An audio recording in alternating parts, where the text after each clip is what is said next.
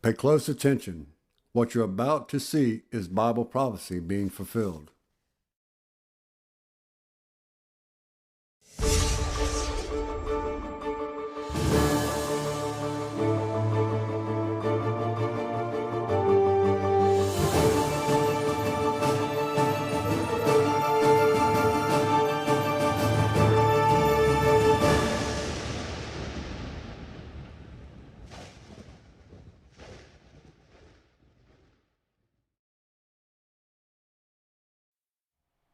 Welcome to another edition of YPN News, bringing you the news that relates to Bible prophecy and foretold by Yeshua Hawkins. Well, in the news today, we're going to talk continuing about the COVID-19. Right.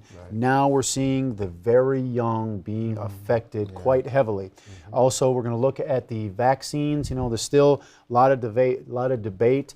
Should a person get the vaccination? Should they not? We're seeing both sides. We'll have some of those details, as well as one of the largest hurricanes, Hurricane Ida, hitting the United States, flooding, deaths from that. We'll have those details as well. And a few other stories, including some personal accounts on how people think COVID-19 affects, or why COVID-19 affects certain parts of the body. But first, the latest wave in the COVID pandemic is hitting Americans hard, particularly children. Currently, there are more than 1/4 of the new cases in the world are being reported from the U.S. And with over 252,000 cases of children under the age of 12, many are concerned the country's schools are once again at high risk for infections. Now, in the same week, 85 cases in Georgia were reported in K through 12 schools.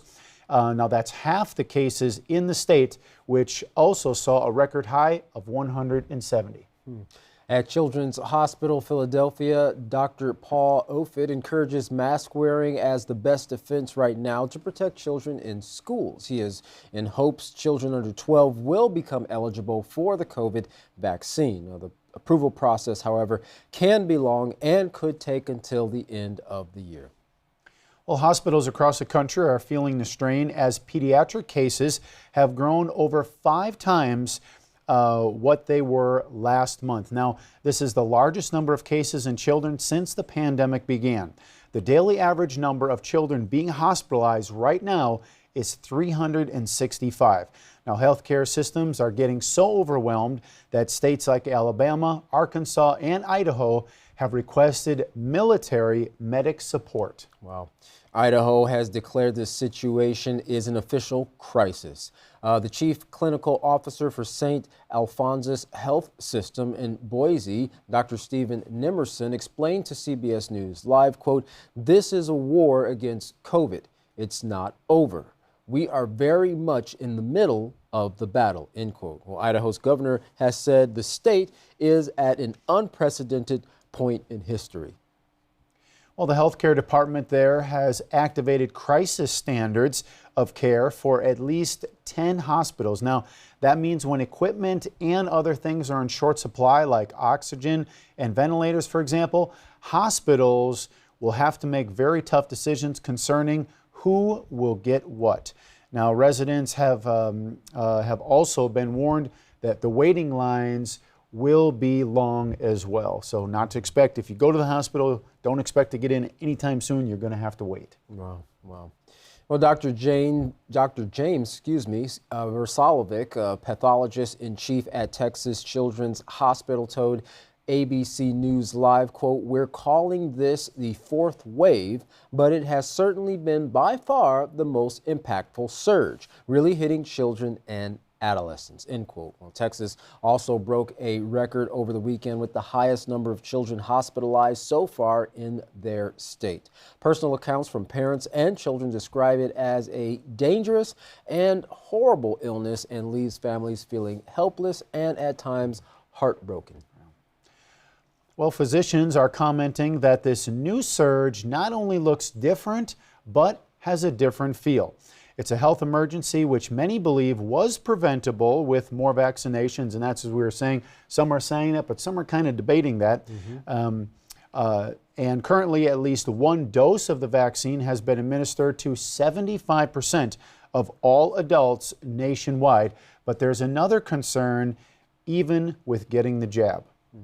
Well, there have been hundreds of thousands of COVID breakthrough cases in the country, leaving Americans wondering and still worrying. The latest among those cases includes 3 U.S. senators, Senator Roger Wicker of Mississippi, John Hickenlooper of Colorado, and Agnes King of Maine have all announced, while having already received the vaccine, that they have tested positive for COVID-19. Senator King said in a statement, quote, "While I am not feeling great, I'm definitely feeling much better than I would have without the vaccine," end quote.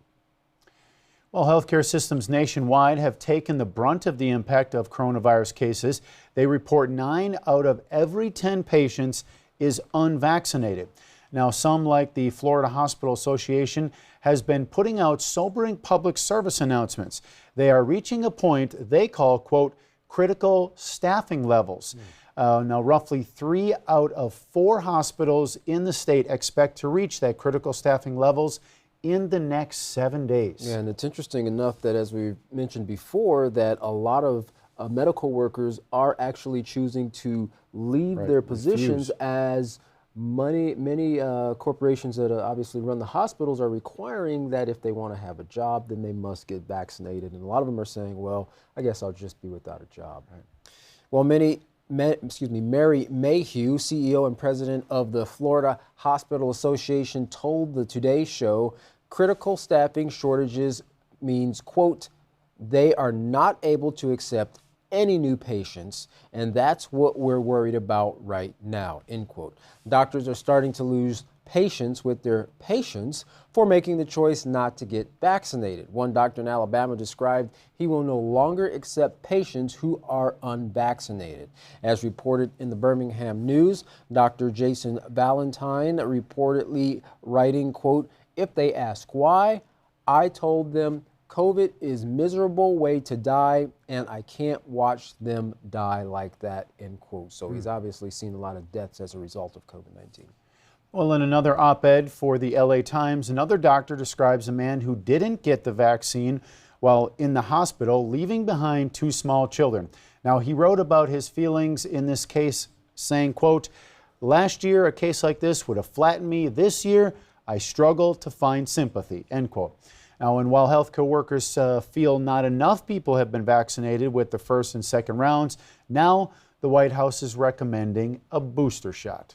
Interesting. Well, many news medias are questioning this tactic as necessary when the 2-dose vaccine seems to be working at preventing extreme illness, hospitalization, and death in some instances. The director of the CDC says they are watching other countries closely, and they are, quote, planning for it so we can be ahead of the virus, end quote. But globally, the United States is being criticized for announcing the booster shot plan when a large portion of the world has yet to receive 1 dose. President Joe Biden insists that the U.S. has been doing their part and will continue by distributing 500 million doses by the middle of 2022. Well, on a more personal note, when emergency room Dr. Ryan Paget came down with COVID-19, everyone who knew him was shocked. Well, being a healthy 44-year-old and then being struck with a disease no one thought he would get, they certainly did not expect he would get as close to death as he came. But it wasn't COVID that was killing Dr. Paget. It turned out to be his own immune system. Now, Paget himself explained, he said, my immune system had caught this wildfire, this cytokine storm. Well, when an unknown cell enters the body, proteins known as cytokines will attack the unwanted cells. Now, this sends a signal to the immune system to kick in. However, some illnesses like SARS and COVID can trigger too many signals, or what they call a cytokine storm. At this point, the immune system gets confused and goes into overdrive, attacking the body itself. Well, there are more and more studies suggesting a subgroup of patients who have COVID, severe COVID-19, might have cytokine storm syndrome. Now, some think there are multiple reasons that make different people susceptible, including but not limited to, genetics. Well, in London, Ontario, a group of scientists are heading a new and important trial. They used blood samples taken from 45 COVID-19 patients who were found to have high levels of a specific cytokine protein.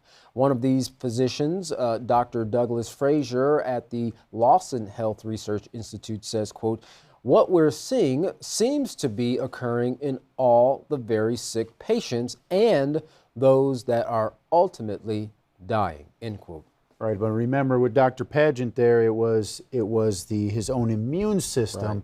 not really the COVID, but his immune system that was kicking in so hard it was actually almost trying to kill him. Yeah. Well, we're now going to turn to our field correspondent, Larry McGee, who has a couple stories on us, finishing up our reporting here today on COVID and the vaccination. Some doctors are saying no, absolutely not, to the vaccines. And he's going to then cover some of the protests that we're seeing as people or different regions are making the vaccinations mandatory. People are not liking that they do not have a choice. And then lastly, he's going to start our coverage here regarding the storm Ida that hit the United States and caused quite a bit of havoc. Larry, what do you have for us? As the plague continues to gain in strength and various agencies, governmental and otherwise, strive hopelessly to combat it, measures are increasingly being introduced and adopted, which create an environment where pressure and consequences for being unvaccinated essentially force people to accept inoculation or risk being excluded from large segments of society. This is the case most definitely for those among the upper echelon, such as chief medical officials and doctors, who are now being required to take their own medicines or lose their salaries. For their belief in freedom of choice and the fact that there are so many untruths and contradictions attached to COVID vaccines, however, quite a number of doctors are remaining firm in their opposition to inoculation, even though they acknowledge tearfully that they realize that that decision will mean the loss of the profession that they have invested years of study and in some cases incurred tremendous debt striving to achieve. One glaring issue of controversy is the fact that announcements concerning COVID vaccines initially led people to believe that vaccination would help them to achieve protection against infection with the virus. But they are now starting to surface a number of what are being called breakthrough cases, which are people who chose to be inoculated but nonetheless contracted the plague. The numbers of those to which that has befallen is unknown because the government in the U.S. has shut down data collection on the matter, and leading health agencies such as the CDC are recalibrating their stances to state that vaccination protects against severe cases of COVID rather than protection against infection with COVID. To the north of the states, Canadians came out in droves to protect their right to choose, took to the streets in various locations throughout the province to protest the soon coming implementation of vaccine passports in the country for non-essential services. The objections of Canadian citizens related to the measure stem from concerns over erosion of freedoms, and in some cases, just an outright distrust for the vaccines and their contents. As sickening as the idea might be, the contents of coffins were emptying out into the streets at various locations in Lafitte, Louisiana, due to the flooding effects of Hurricane Ida. In the aftermath, the state's task force is now working to locate missing bodies. Residents report that it is an expected thing in the area for graves to be disrupted during times of flooding. This latest event has left headstones and coffins stacked on top of one another in the streets. Locals say there is pretty much nothing more they can do other than to start cleaning up. For YPN News, I'm Larry McGee. Katan Jeff, back to you. Yeah, not that any disaster comes at a great time, but Ida seems to come at a time when we're already battling with COVID-19 on top of so many other things. And as we continue with our coverage on Hurricane Ida, which had the nation's Gulf and East Coast regions dealing with heavy rain, flooding, damaging winds, and deaths. The worst storm system to hit the U.S. in 4 years claimed the lives of more than 60 people across 8 states, with at least 49 of those deaths in the Northeast. In Mullica Hill, New Jersey, a large EF3 tornado passed through, bringing with it 150-mile-per-hour winds. Well, flash flooding even brought down walls in basements. There was a house explosion suspected to be from a natural gas leak. No injuries, thankfully. and flooding in downtown Philadelphia. Now, under the Vine Street Expressway, water was still being pumped from that underpass due to a local river that flooded its banks, now causing the floodwaters to nearly overtake the Vine Street Expressway overpass. Wow. Neighborhoods in the suburbs of New Jersey had streets where every single power line was knocked down due to powerful winds. And of course, in Louisiana, where Ida made landfall, President Biden toured the damaged area while promising help, saying no community will be left behind. Ida is considered the deadliest storm to hit the U.S. in 4 years and is in part to blame for at least 11 deaths in New York City tied to basement and cellar apartments. Now, officials revealed that 5 of those 6 that died were in illegal basement apartments. Now, the streets are not filled with water, but trash bags and dumpsters as the cleanup process is underway. Laura Weissner, a resident of West Orange, New Jersey, had 5 feet of water in her basement during the storm, ruining many of their belongings. And the sad part is, Katan, they've only been at that current home for 2 months. Wow. Well, even firefighters were powerless to fight flames at one building in New Jersey because of flooded roadways. And as we mentioned in Mullica, New Jersey, one man was actually able to capture on his camera that EF3 tornado that passed pretty close to his house, blowing out windows in the process. And he barely made it to safety in his own home, but thankfully he did, and of course was not harmed. Imperial Beach, California residents are being treated to rivers of raw liquid sewage that's being pumped into the ocean from Mexico. Now, the largest single sewage spill was 250 million gallons, and that's exactly how much Mexico is planning to dump into the ocean every 5 days. 50 million gallons a day. Now, the mayor of Imperial Beach explains how 350 million gallons of this liquid sewage was pumped into the Tijuana River in a single week. Wow, very disturbing. Over 1.4 billion gallons, when you add that up, is dumped into the Tijuana River every month. Local leaders recently, though, celebrated $300 million approval by Congress to start to get the process of cleaning things up. But those efforts, of course, will be in vain if Mexico still continues to dump that raw sewage into the river, which of course could cause beaches along the coast of California to be closed all summer long, at least in that area. Right. Yeah. Well, crews are working in Syria to stop and clean up a week-long oil spill that could reach the coast of Cyprus if something isn't done soon. Now, that spill occurred at Syria's largest refinery that has already leaked over 15,000 tons of fuel, causing an area of over 300 square miles of the Mediterranean Sea to be affected by the spill.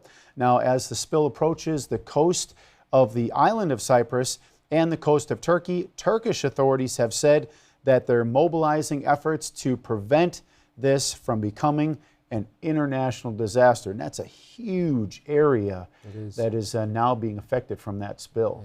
You're absolutely correct. The refinery where the spill occurred in Syria is the main fuel source for the entire country. So, of course, it's a pretty large refinery operation. And Syria isn't the only country in the region to have to tackle this problem with, that is, oil leak or oil spill dumping into the Mediterranean. Some time back in February, oil spill off the coast of Israel damaged beaches in that region. Well, currently the goal is to get the leak, of course, stopped and cleanup efforts stepped up to start to bring those waters back to their healthy state.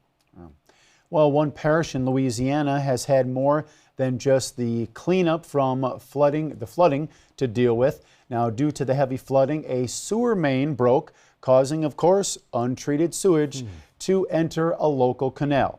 Now, crews work to patch the leak, but some of that sewage is still leaking from the main and is being directed towards the canal. Now, officials are monitoring containment levels there in the water, or contaminant levels, in the water. Now, water that ends up of course, in a lake. So far, no fish kills have been reported, which would indicate a bigger problem. But as we're seeing here, Katan, with all of these spills, be it oil or that sewage that we continue to see here, definitely going to be affecting all the marine life there in that immediate area, but will, from there leach out. And even though this was not particularly mentioned in this report here, we've already reported in times past that they've also been able to find COVID-19 in the sewer. So we're sure that which most people have, this COVID, especially this Delta variant, in their system, it's getting dumped into the sewer, it's getting passed into the lakes. Eventually, it's going to start to be detectable there as well, which could potentially affect the marine life. At the very least, get fed back to the people. Well, Lake Pontchartrain Conservancy officials are doing their own testing and say that their tests look for 3 different organisms that show of fecal matter in the water. They're hoping that the test will come back clean, of course, as they're concerned that people swimming or boating or any other type of water sports in the lake could come in contact with the pathogen that could, of course, cause disease. So far, there haven't been any reported illnesses from the sewage being dumped, but until the repair is completely made, testing will continue. Well, lastly, let's take a look at this video of a woman who isn't a doctor, but who is a MRI and CT technician, and her thoughts on COVID-19 and how it affects people in the areas where inflammation is present in their body. Take a look. So I have a theory on why COVID affects people differently. Now, I'm not a doctor, but I am a MRI/CT tech for the past 16 years, and I've kind of put the pieces of the puzzle together. And I find this to be true whether you've had COVID or you've had the COVID vaccine. What I believe to be true is that COVID attacks any pre-existing inflammation in your body. So if you have inflammation in your chest, that's where you're going to get sick from COVID. If you have inflammation in your joints, that's where you're going to feel your pain. If you have inflammation in your gut, that's where you're going to get sick. My husband had COVID last week. Never affected his lungs. He never had shortness of breath, never had cough. Why is that? Because he doesn't have inflammation in his lungs. But what he does have is arthritis. So his hands got swollen. He couldn't bend his fingers. He got blisters on his knuckles because he has inflammation in his hands. I got the vaccine a couple months ago. Earlier that day, my back was hurting. Took some Tylenol. I was all right. But I had to take a week off because I couldn't walk because COVID attacked the inflammation in my back. So to stay safe, get rid of the inflammation in your body before you get COVID or the vaccine. It's an interesting video there, Katan, especially knowing that everyone is affected a little bit differently from COVID. So having something like she's mentioning with the inflammation, that does make a lot of sense as to why some are affected more in their lungs or heart area, in the joints. Even, we saw much of it in the brain, so that does seem like it has a lot of credibility, what she's saying. And when you take into consideration why there's inflammation in the body to begin with, it's obviously an indicator that there's a problem there, and the immune system is trying to work to fix something. So like we've mentioned before, and many of the scientists and doctors have said before, it's not the COVID that kills the person, it's the body's response and the pre-existing conditions that are already there that kind of opens the door so that those things can kind of have their way. And the immune system, obviously, like we talked about with the cytokine storm, is kicking in and actually attacking the body itself. Right, and it certainly shows you how important it is to make sure the things that people take in their body are healthy and both acceptable to keep themselves in a state that they can protect themselves from these type of things. And we know that that Yeshua Hawkins of the House of Yahweh has been writing that this COVID-19 is only going to affect a certain group of people. In fact, his message coming up has more about that. But he's been writing about it in the newsletters and prophetic words. And if you'd like to find out more, contact the House of Yahweh and request your free copy of the Prophetic Word magazine and monthly newsletter. Here's how. To contact the House of Yahweh, you can write them at the House of Yahweh, P.O. Box 2498, Abilene, Texas 79604.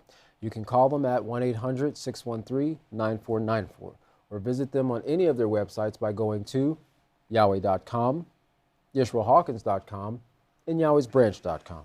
You can visit our website by going to YPNnews.com. You can email the House of Yahweh at info@yahweh.com. And for all calls outside the United States, please dial the number on your screen. Don't forget the Yisrael Says and Ask Yisrael programs that will aid you in the study of your scriptures. And you can find those two sites by going to YisraelSays.com and AskYisrael.com. Well, don't go anywhere, because up next is Yisrael Hawkins with informative information that will enable you to avoid the curses that are coming on this world because of the breaking of the laws. He'll actually teach you righteousness. For all of us here at YPN News, I'm Katan Alexander. And I'm Jeffrey Hammerman. Thank you for watching.